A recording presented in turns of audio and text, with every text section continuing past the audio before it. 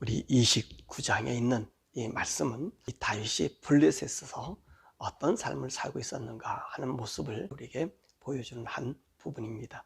사실 다윗은 망명에서 이 블레셋에서 1년 4개월 동안 사는 삶 동안에 아기스 왕 외에는 다른 이 블레셋 방백들이 다윗을 신임하지 않았던 그런 모습을 봅니다.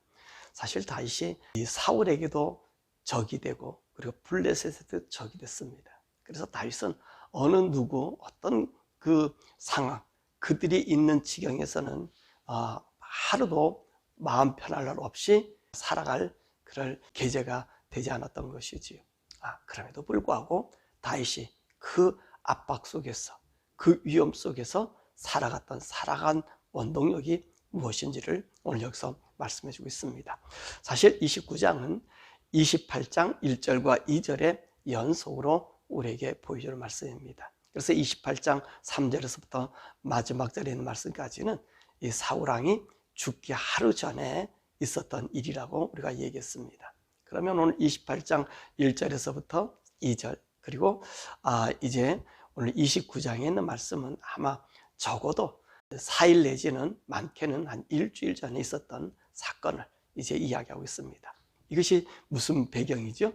이제 블레셋 사람들이 이스라엘 나라를 치려고 이제 전쟁을 준비한 것입니다. 그래서 블레셋 사람들을 다 이제 모았죠. 모아서 이 이스라엘과 싸움하려고 한 것입니다. 그래서 아마 이 아기스가 전령을 내려서 아벡에 모이라 그렇게 이야기했습니다. 그 아벡에 모여서 이 블레셋 사람들이 군대 대우를 갖고 작전을 하고 그리고 이제 이스라엘 나라 이스라엘 골짜기로 올라가서 이제 정면전인 이 사울왕과 싸움을 하려고 하는 그런 계획이 이들에게 진행되고 있었던 것입니다. 이때 다윗도 아기스에 신하여 블레셋에 만명 온 사람이기 때문에 아기스의 명령을 받고 이제 올라오게 된 거죠. 그러니까 오늘 1절에서 얘기하잖아요. 내가 당신과 함께 이 전쟁에 올라가면 당신은 나를 어떻게 대우할 것이냐 그랬더니 아기스가 다윗에게 뭐라고 얘기합니까? 내 머리 지키는 자로 만들어주겠다 그렇게 이야기하고 그리고 다윗은 자기와 함께하는 병사 아마 600여 명의 사람들을 이끌고 이제 이 전쟁에 참여합니다. 참 안타까운 것이 어떤 전쟁이죠? 다윗이 자기 동족과의 싸움을 하게 된 그런 운명에 처하게 된 것입니다. 다윗이 왜 이제 이런 싸움을 할 수밖에 없게 되었습니까?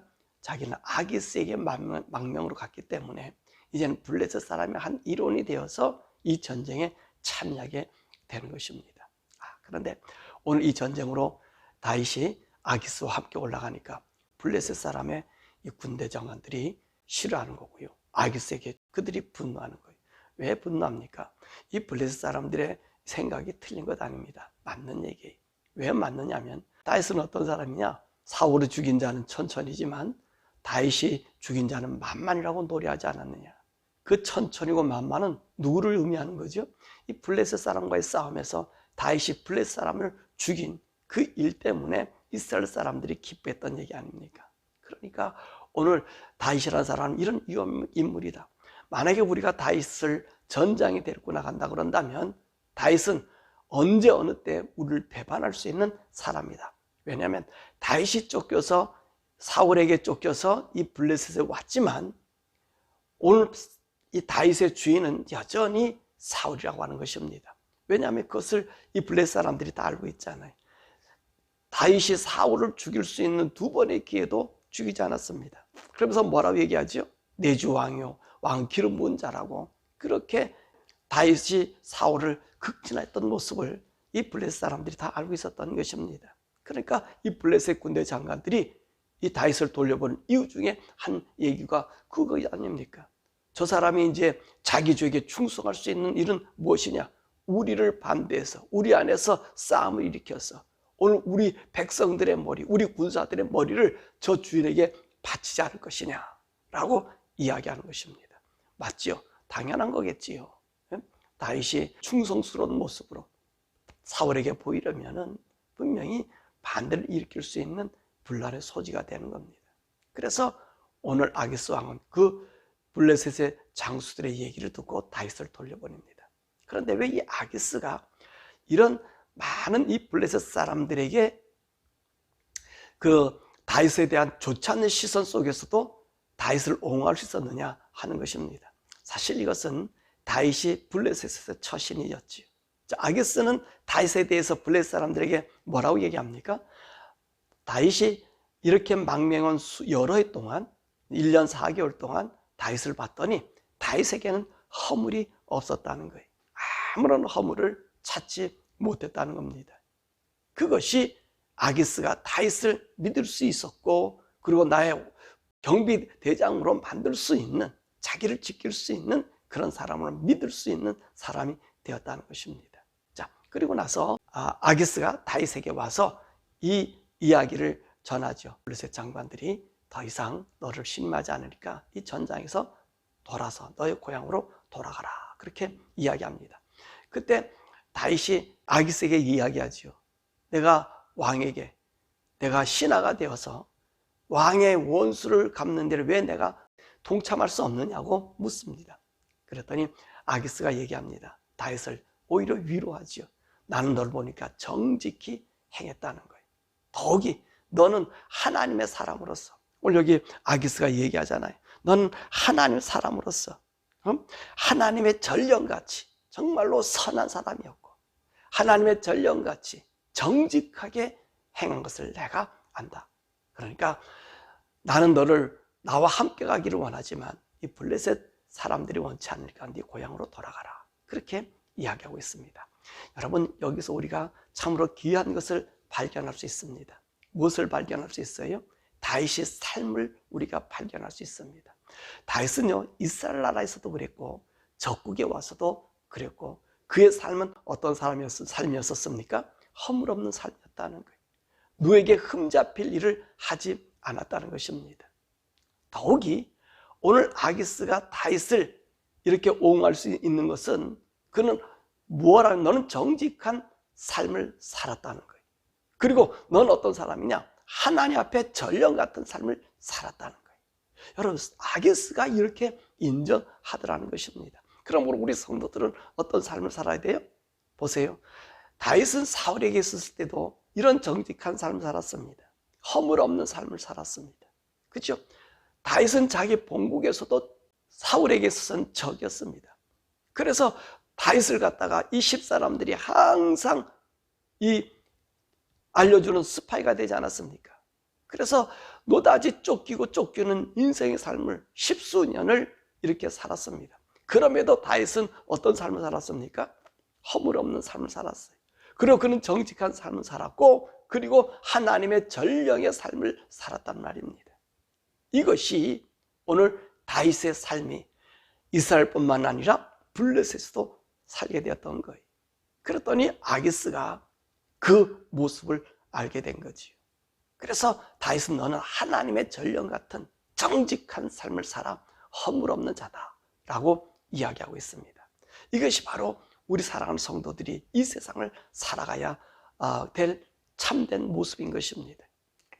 우리 성도는요, 이 세상이 모두가 적으로 둘러싸여 있어요.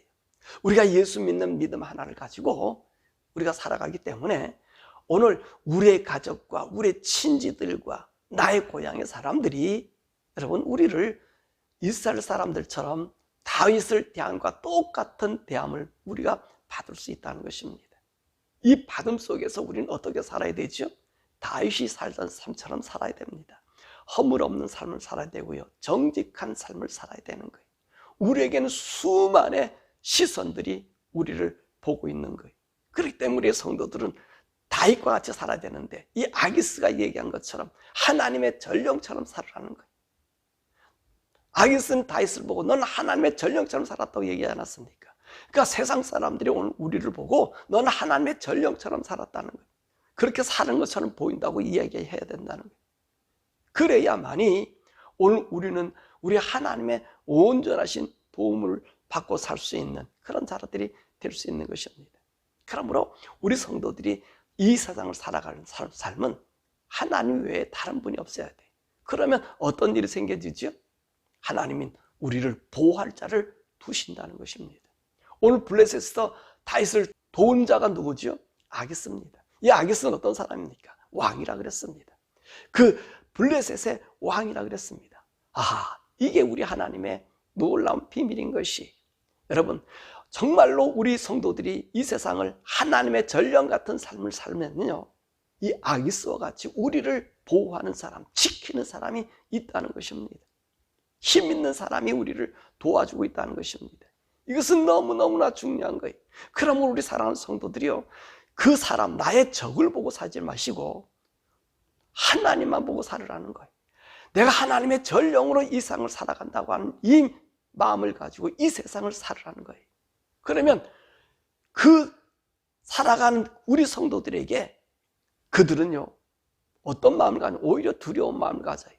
어떤 두려운 마음이? 너는 하나님이 돕는 자다, 하나님의 말씀대로 사는 자다 라고 인정한다는 것입니다. 이렇게 인정하게 되면 사실 우리는요, 이 세상에서 살 때 두려움이 없는 거예요.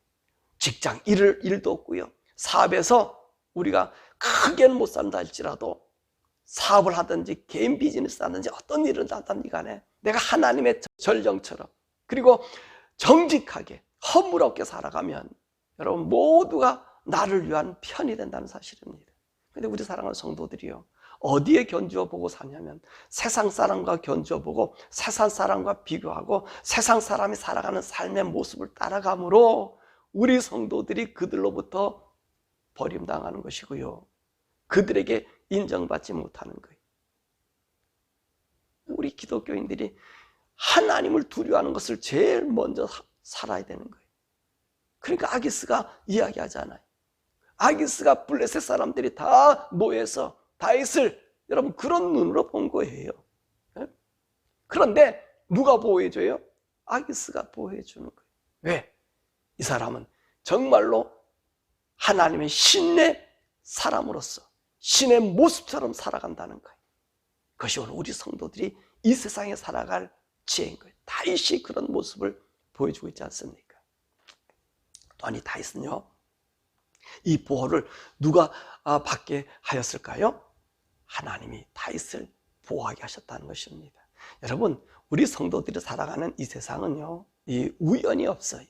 우리 성도들은 살아가는 삶은 우연이 없어요. 내가 하나님 안에 하나님 말씀으로 살아가면요, 하나님이 우리의 발걸음을 옮겨주는 필연적인 삶이에요. 자, 보세요. 다윗은 블레셋 사람들 망명했을 때 이 사람에게 중수왕로처럼 왔습니다. 왜 내가 원수와 싸우지 못하겠습니까? 라고 얘기해요. 사실 다윗의 마음은 정말 사울을 치고 싶었겠습니까? 아니에요. 다윗의 마음은 이 사울을 치고 싶은 마음 없고 이스라엘 자기 백성을 칠 마음이 없어요. 근데 어떻게 합니까? 내가 이 사람의 제도에 따라왔지만 그 따라온 그 삶 속에 누가 개입하고 계셔요? 지금 하나님이 다윗에게 개입하고 있는 거예요. 그래서 다윗에게 어떤 일을 하게 합니까? 범죄하지 않게 만들어 주시는 거예요. 내가 그 환경에 어쩔 수 없이 거기에 매여 있다 할지라도, 어떤 제도에 매여 있다 할지라도 하나님께서는 우리를 그 제도에서 보호해 주신다는 사실입니다. 보호해서 지켜주신다는 사실이. 보세요. 다윗을 강제적으로 쫓아내잖아요. 죄질 수 있는 상황에서 강제로 그 죄에서 동참하지 못하게 하나님께서 몰아내지 않습니까? 이게 하나님이 오늘 우리 성도들을 관리하는 모습이고 죄 안 짓게 하는 모습인 것입니다.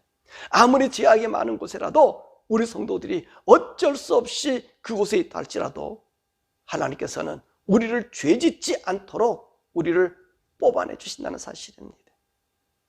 악의 자리에서 우리를 뽑아내 주신다는 거예요. 내가 정말로 죽을 수밖에 없는 수렁탱이고 죄질 수밖에 없는 수렁탱이 돼서도 우리 하나님 어떻게 하셔요? 거기서 우리를 끄집어내 주신다는 거예요. 그런 보호가 오늘 다윗에게 있었던 것입니다. 다윗은 어쩔 수 없이 화났잖아요. 원수를 치겠다고 얘기하지 않잖아요.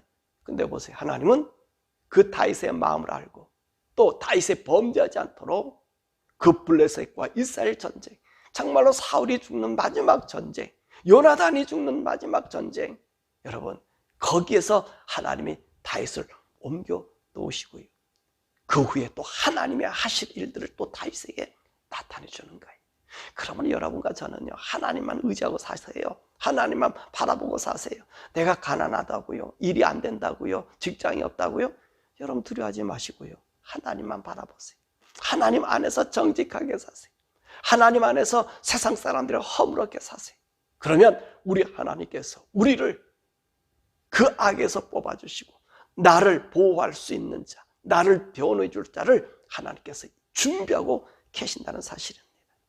그러므로 다윗은 오늘 29장에서 어떻게 우리 성도들이 이 적진에서, 이 세상에서, 하나님을 모르는 세상에서, 하나님을 반대하고 하나님을 향하여 대항하는 그 세력 속에서 어떻게 우리가 보호받을 수 있는지, 어떻게 우리 하나님 우리를 끄집어내 주시는지를 다윗을 통해서 오늘 29장에서 말씀하고 있는 거예요. 그러니 여러분, 이 세상에서 우리가 사는 우리들이 외롭겠습니까? 안 외롭겠습니까? 자꾸 여러분들이 외롭다, 또 뭐가 모자라다. 이거는 뭐가 모자란 거예요? 세상이 모자란 게 아니라 우리 속에 하나님이 모자라는 거예요. 우리 성령님이 모자라는 거예요. 성령님과 동행하는 삶이 모자라는 거예요. 그래서 우리들 마음에 불만족이 있는 거예요. 예수 믿는 사람들이 이 세상에서 평안, 기쁨, 두려움, 짜증, 왜 이런 게 많이 나죠? 여러분 그때 한번 여러분 체크해 보세요. 거기 누가 없어요? 우리 하나님이 안 계시, 우리 성령님이 없어요. 왜 우리 삶 속에 어려움과 고통이 오죠? 한번 보세요. 거기에 내가 하나님 말씀에 전적으로 순종하는 것이 있는가? 그 순종함이 없다는 말이에요. 하나님과 관계를 끊어지면 우리는 어디로 가느냐? 세상 사람 보게 돼요. 세상 하는 걸 따라가게 돼요. 전적으로 그들을 의지하고 그들을 보고 자기 신세 타령하고 눈물 짓고 한숨 짓는 거예요. 왜 내가 이 모양이냐 저 모양이냐. 우리는 하나님의 존귀한 자로 우리 주님 붙잡고 있는데 그 붙잡은 하나님의 손을 끊어버리고 세상 손을 잡으려고 울부짖고 있는 거예요. 다윗은 보세요. 우리 하나님 어떻게 그를 관리해 주시는가? 그들 앞에, 저들 앞에 어떻게 보였는가? 허물 없이 보였고 정직함을 삶을 살았는데 네가 살아가는 삶은 하나님의 전령 같은 삶이었다. 여러분과 저가 하나님의 전령 같은 삶을 사시기 원합니다. 성령님이 함께함으로, 성령님이 동행함으로 나와 동행하는 그 하나님 앞에 범죄함이 없이 살아가는 하나님의 전령 같은 삶을 사십시오. 그러면 우리 하나님께서 저와 여러분 붙잡아 주시고 이 세상에서 정말 우리의 돕는 자, 피할 길을 우리 하나님께서 만들어 주실 줄 믿습니다. 이 복이 저와 여러분의 있기를 간절히 축원합니다. 오늘 이 말씀을 생각하면서 우리 함께 기도하십시다. 하나님, 내가 이 세상에 살아가는 동안에 정말로 하나님의 전령같이 살게 해달라. 하나님의 전령, 하나님 말씀을 그대로 따라 사는, 그대로 전하며 사는 그 삶이 우리 삶에 실천될 수 있는 삶이 되게 해달라고 우리 함께 기도하시겠습니다. 그리고 이 미국을 위해서 기도해 주시길 바라요. 미국이 정말 이 바이든 정부, 이 악의 정부 아닙니까? 악의 정부가 탄생되니까요, 이 미국이 범죄의 도시요, 범죄의 나라로 이렇게 변하고 있어요. 미국을 위해서 여러분 기도해 주시길 바랍니다. 하나님, 다음의 정권에는 하나님을 두려워하는 자, 하나님을 위하는 자가 세요. 미국을 사랑해 달라고 함께 기도하고 우리 대한민국을 위해서도 기도해 주시길 바랍니다. 민주당이 국회를 잡고 앉아있는 그 한국 엉망진창 아니지 않습니까? 보세요. 온갖 부정 부리는 여러분들 눈앞에 보시듯이 국민의힘당이 더 많습니까? 민주당이 더 많습니까? 여러분 보세요.